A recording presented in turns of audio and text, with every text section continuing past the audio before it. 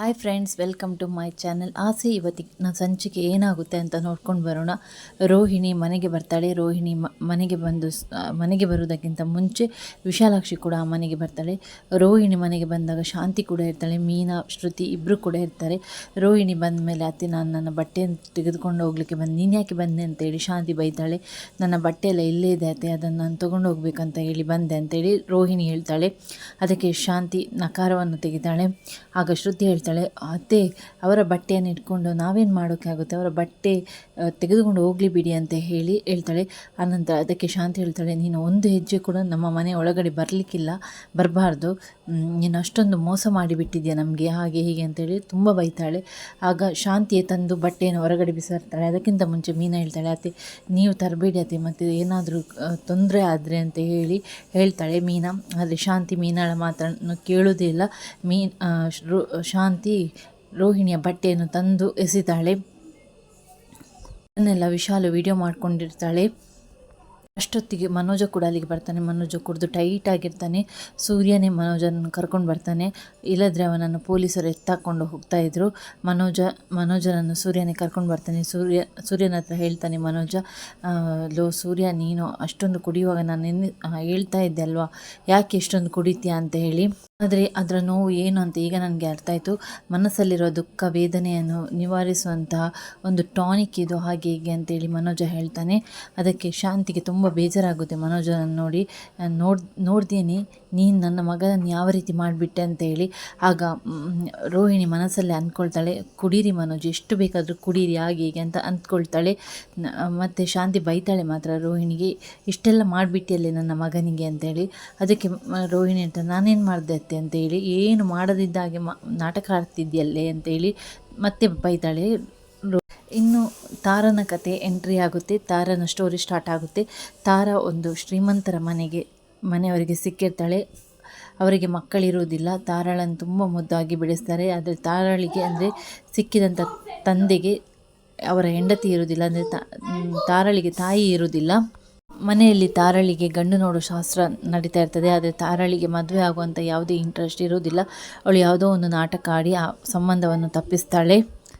ತಾರಾಳ ಸಾಕು ತಂದೆ ಅವಳನ್ನು ತುಂಬ ಪ್ರೀತಿಯಿಂದ ಬೆಳೆಸಿರ್ತಾರೆ. ತಾರಾಳಿಗೆ ಹೇಳ್ತಾರೆ, ನೀನು ಹೆಣ್ಣು ಮಗಲ್ಲಮ್ಮ, ನೀನು ಬೇರೆ ಮನೆಗೆ ಹೋಗಲೇಬೇಕು ಅಂತೇಳಿ.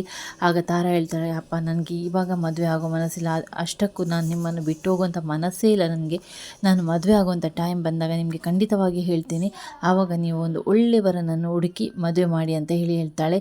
ಹಾಗೆ ಅವರ ಮನೆಯಲ್ಲಿ ಕೆಲಸದವಳು ಇರ್ತಾಳೆ ಜಯಮ್ಮ ಅಂತ ಹೇಳಿ. ತಾರಾಳಿಗೆ ಅವಳೇ ತಿನ್ನಿಸಬೇಕು, ಅವಳಂದರೆ ತಾರಾಳಿಗೆ ತುಂಬ ಇಷ್ಟ. ಇದಕ್ಕಿಂತಲೂ ಮುಖ್ಯವಾಗಿ ಇನ್ನು ಮನೋಜನ ಬ್ಯಾಡ್ ಟೈಮ್ ಸ್ಟಾರ್ಟ್ ಆಯಿತು ಅಂತಲೇ ಅರ್ಥ. ತಾರಾಳ ಇನ್ನು ಹುಡುಕಾಟ ಸ್ಟಾರ್ಟ್ ಆಗುತ್ತೆ.